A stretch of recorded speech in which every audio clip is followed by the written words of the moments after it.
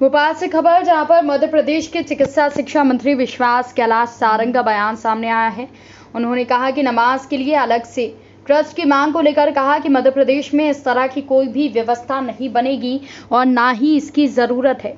झारखंड विधानसभा में यदि ऐसा हुआ है तो उसको भी ज़रूरत नहीं थी। इस तरह की तुष्टीकरण की राजनीति को अपनाना देश के लिए उचित नहीं है।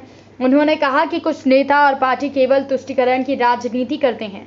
इस तरह की व्यवस्था मध्य प्रदेश में ना तो है और ना ही होगी। हिंदुस्तान में हर वर्ग में रहने वाला व्यक्ति समाज की मुख्य धारा से जुड़े, इसलिए बीजेपी की सरकार किसी भी योजनाओं का आधार जाति और धर्म नहीं है। हम धर्म और जाति का विभेद नहीं करते।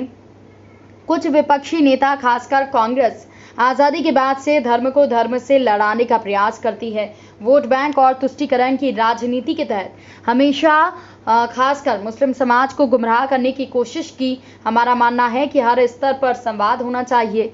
हमीदिया अस्पताल में हुए किडनी ट्रांसप्लांट को लेकर कहा कि प्रसन्नता की बात है कि कल गांधी मेडिकल कॉलेज में पहला किडनी ट्रांसप्लांट किया गया। सर्जरी करने वाली डॉक्टरों की टीम को बधाई दी है। डोनर जिन्हें किडनी ट्रांसप्लांट की गई है, दोनों ही स्वस्थ हैं। यदि सब कुछ ठीक रहा तो प्रदेश के सभी मेडिकल कॉलेजों में इसे विस्तारित किया जाएगा। गांधी मेडिकल कॉलेज की नई विंग में किडनी ट्रांसप्लांट के लिए 2 डेडिकेटेड ऑपरेशन थिएटर शुरू करने जा रहे हैं।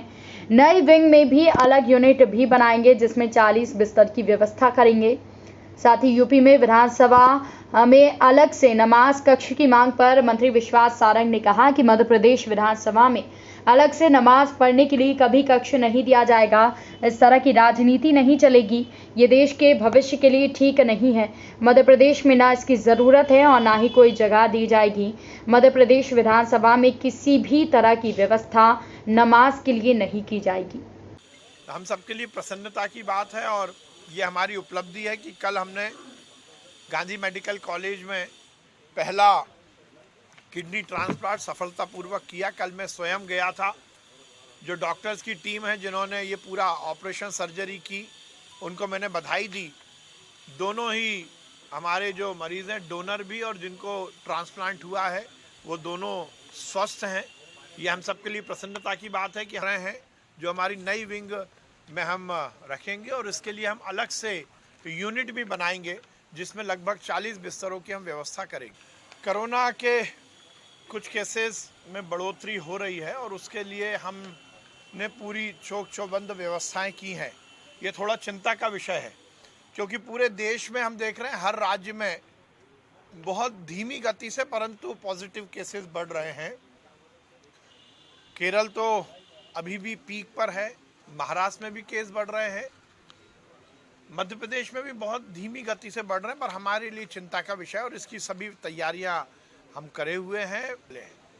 हम ये सुनिश्चित कर रहे हैं कि सभी लोग सितंबर तक फर्स्ट डोज वैक्सीनेशन के कवरेज में आ जाएं।